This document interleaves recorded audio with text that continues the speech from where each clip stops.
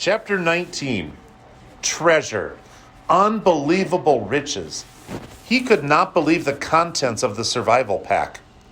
The night before, he was so numb with exhaustion, he couldn't do anything but sleep. All day in the water had tired him so much that, in the end, he had fallen asleep sitting against his shelter wall, oblivious even to the mosquitoes, to the night, to anything. But with false gray dawn, he had awakened instantly and began to dig in the pack to find amazing, wonderful things. There was a sleeping bag, which he hung to dry over his shelter roof on the outside, and foam sleeping pad, an aluminum cook set with 4 little pots and 2 frying pans. It actually even had a fork and a knife and a spoon, a waterproof container with matches and 2 small butane lighters, a sheath knife with a compass in the handle. As if a compass would help him, he thought, smiling. A first aid kit with bandages and tubes of antiseptic paste and small scissors. A cap that said Cessna across the front in large letters. Why a cap? He wondered. It was adjustable, and he put it on immediately. A fishing kit with 4 coils of line, a dozen small lures, and hooks and sinkers. Incredible wealth. It was like all the holidays in the world. All the birthdays were there. He sat in the sun by the doorway where he had dropped the night before and pulled the presents, as he thought of them, out one at a time to examine them, turn them in the light, touch them and feel them with his hands and eyes. Something that at first puzzled him. He pulled out what seemed to be the broken off, bulky stock of a rifle, and he was going to put it aside, thinking it might be for something else in the pack, when he shook it and it rattled.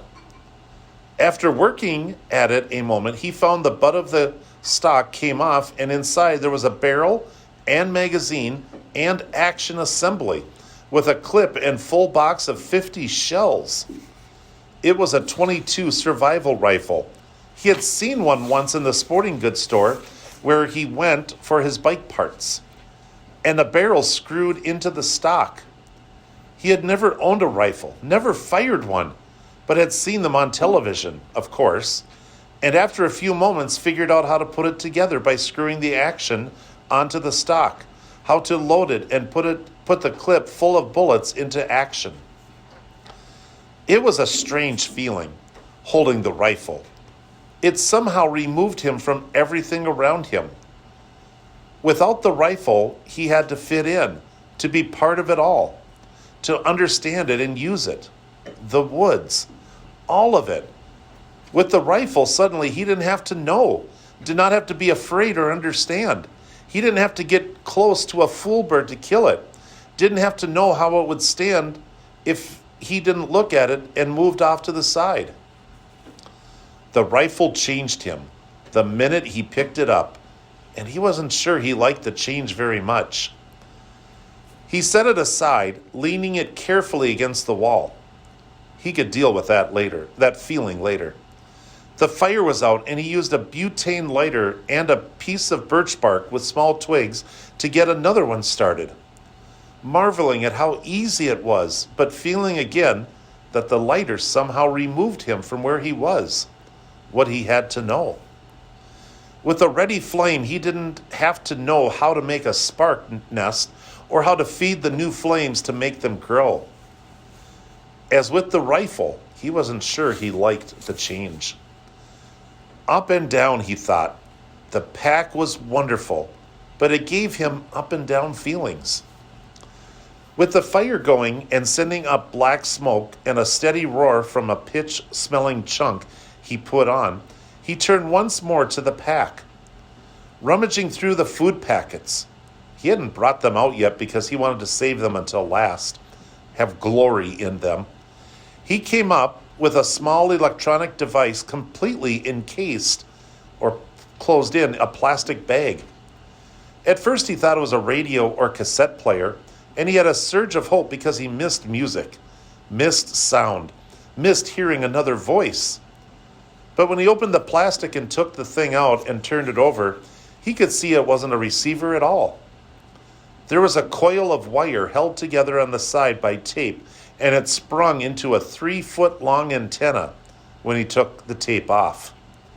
No speaker, no lights, just a small switch at the top, and on the bottom he finally found, in small print, emergency transmitter. That was it. He turned the switch back and forth a few times, but nothing happened. He couldn't even hear static. So, as with the rifle, he set it against the wall and went back to the bag. It was probably ruined in the crash, he thought. 2 bars of soap. He had bathed regularly in the lake, but not with soap, and he thought how wonderful it would be to wash his hair. Thick with grime and smoke dirt, frizzled by wind and sun, matted with fish and foolbird grease, his hair had grown and stuck and tangled and grown until it was a clumped mess on his head. He could use the scissors from the first aid kit to cut it off, then wash it with soap. And then, finally, the food. It was all freeze-dried and in such quantity that he thought, with this I could live forever. Package after package he took out. Beef dinner with potatoes, cheese and noodle dinners, chicken dinners, egg and potato breakfasts, fruit mixes, drink mixes, dessert mixes, more dinners and breakfast than he could count easily. Dozens and dozens of them all packed in waterproof bags, all in perfect shape, and when he had them all out and laid against the wall in stacks, he couldn't stand it and went through them again. If I'm careful, he thought, they'll last as long as I need them to last. If I'm careful. No, not yet. I won't be careful just yet. First, I am going to have a feast. Right here and now, I'm going to cook up a feast and eat until I drop, and then I'll be careful. He went into the food packs once more and selected what he wanted for his feast. A 4-person beef and potato dinner with orange drink for an appetizer and something called a peach whip for dessert. Just add water, it said on the packages, and cook for an hour or so until everything was normal size and done. Brian went to the lake and got water in one of those aluminum pots and came back to the fire.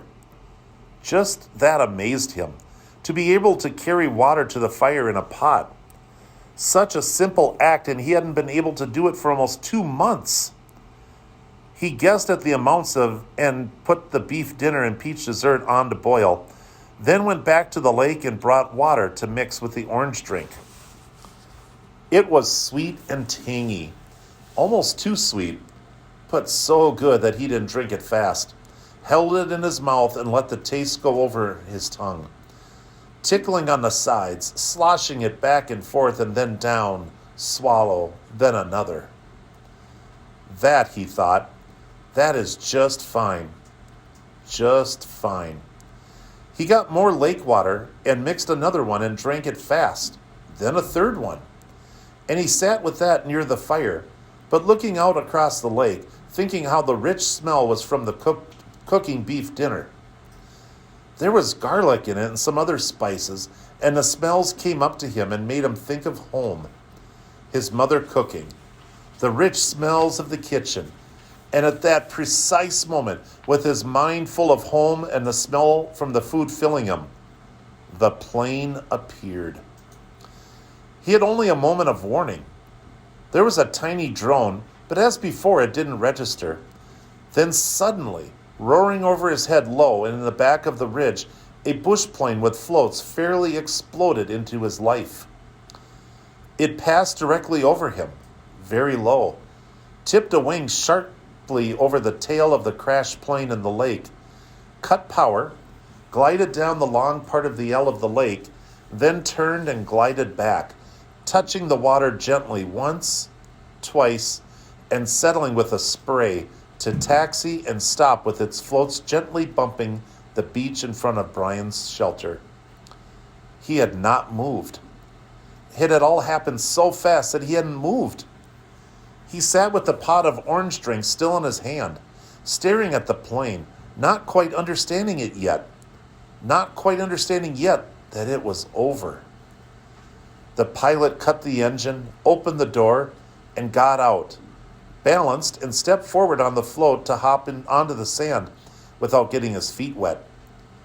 He was wearing sunglasses and he took them off to stare at Brian. "I heard your emergency transmitter. Then I saw the plane when I came over." He trailed off, cocked his head studying Brian. "Damn, you're him, aren't you? You're that kid. They quit looking almost 2 months ago. You're him, aren't you? You're that kid." Brian was standing now, but still silent, still holding the drink. His tongue seemed to be stuck to the roof of his mouth, and his throat didn't work right. He looked at the pilot and the plane, and down at himself. Dirty and ragged, burned and lean and tough, and he coughed to clear his throat. "My name is Brian Robeson," he said. Then he saw that his stew was done, the peach whip almost done, and he waved to it with his hand. "Would you like something to eat?" The epilogue. The pilot who landed so suddenly in the lake was a fur buyer mapping Cree trapping camps for future buying runs, drawn by Brian when he unwittingly turned on the transmitter and left it going. The Cree move into the camps for fall and winter to trap, and the buyers fly from camp to camp on a regular route. When the pilot rescued Brian, he had been alone on the L-shaped lake for 54 days. During that time, he lost 17% of his body weight. He later gained back 6%, but had virtually no body fat. His body had consumed all extra weight, and he would remain lean and wiry for several years. Many of the changes would prove to be permanent. Brian had gained immensely in his ability to observe what was happening and react to it. That would last him all his life. He had become more thoughtful as well, and from that time on, he would think slowly about something before speaking. Food, all food, even food he did not like, never lost its wonder for him. For years after his rescue, he would find himself stopping in grocery stores just to stare at the aisles of food, marveling at the quantity and variety. There were many questions in his mind about what he had seen and known, and he worked at research when he got back, identifying the game, the animals, and berries. Gut cherries were termed choke cherries and made good jelly. The nut bushes where the foolbirds hid were hazelnut bushes. The two kinds of rabbits were snowshoes and cottontails. The foolbirds were ruffed grouse, also called fool hens by trappers for their stupidity. The small food fish were bluegills, sunfish, and perch.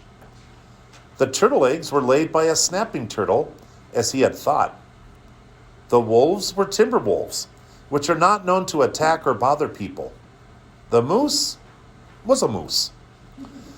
There were also the dreams. He had many dreams about the lake after he was rescued. The Canadian government sent a team in to recover the body of the pilot, and they took reporters, who naturally took pictures and film of the whole campsite, the shelter, all of it.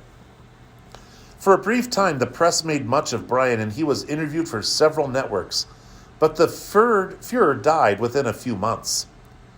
A writer showed up who wanted to do a book on the complete adventure, as he called it, but he turned out to be a dreamer, and it all came to nothing but talk.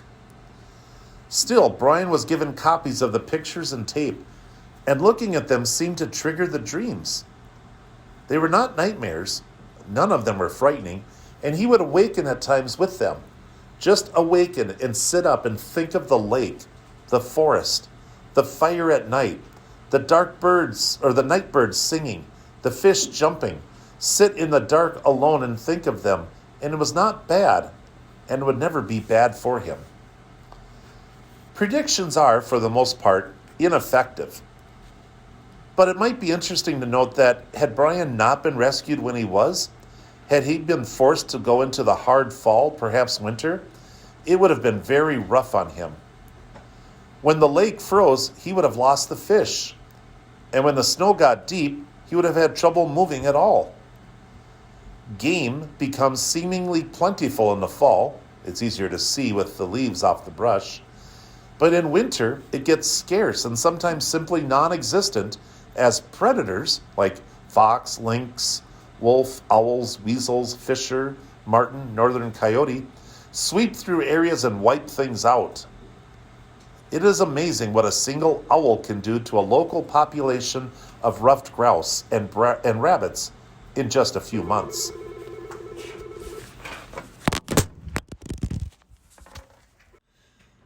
After the initial surprise and happiness from his parents at his being alive, for a week it looked as if they might actually get back together. Things rapidly went back to normal. His father returned to the northern oil fields, where Brian eventually visited him, and his mother stayed in the city, worked at her career in real estate, and continued to see the man in the station wagon. Brian tried several times to tell his father, came really close once to doing it, but in the end, never said a word about the man or what he knew, the secret.